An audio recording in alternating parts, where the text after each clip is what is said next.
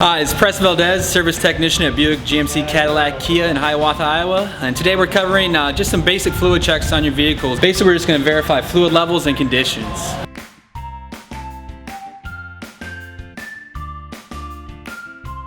Things to be aware of: not all vehicles are equipped with the transmission dipstick tube anymore. Fortunately enough, this one does have one located here. But some vehicles now with the newer transmissions don't have a transmission dipstick, so we'll only be able to do a check on that without raising the vehicle. Transmission fluid on this specific vehicle needs to be checked with the engine running in park and also up to operating temperature to get an accurate reading. So I'm going to go ahead and start it up and leave it in park and do a transmission fluid check on it. Here we're doing our transmission fluid level check. With this specific vehicle, the vehicle needs to be idling in park. And it's just a dipstick check again. This dipstick does have a lock on it, so we just got to lift it to unlock. And we're going to pull it once to wipe it. And here I can show you guys. They do have two areas. They have a hot area and a cold area, and that's based on vehicle temperature. As the fluid level heats, it's going to increase, and you want to be in this range if you're checking a hot transmission. And if you're just checking it cold, you want to be in this smaller range and lower range here.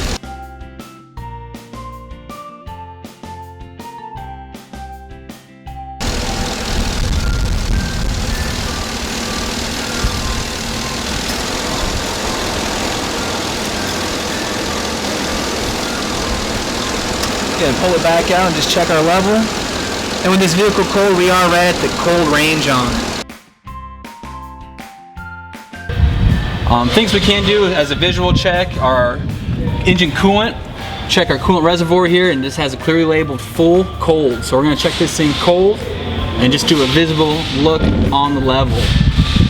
Some things to note is be aware, do not open this reservoir cap. This system's under pressure.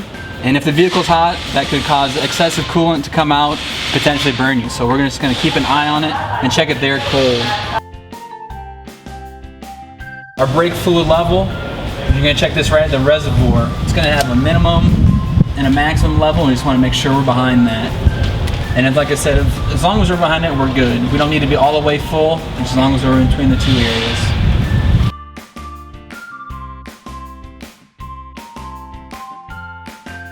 Some vehicles now have electric power steering. With electric power steering, we don't have fluid loop. So this is the one that may depend on vehicle application. Basically, it just has a dipstick located right on the reservoir. And we just got a hot and cold mark. We can check it hot or cold. And we're checking it cold here.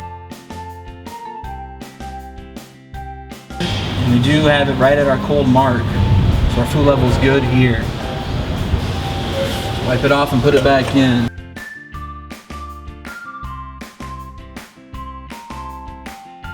Which is over here, our yellow dipstick.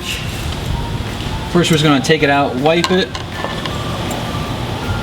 I'm gonna just show that. We just wanna make sure we're in between this range. To get a good accurate reading, we're gonna make sure the engine's shut off for at least 1 minute, just to allow all the oil to drain back down to the bottom of the oil pan before we check the fluid level. And then fully insert it. You can check. You see we have a fluid level right about here, right in that cross hatch. Our fluid level is good here. Wipe it off and put it back.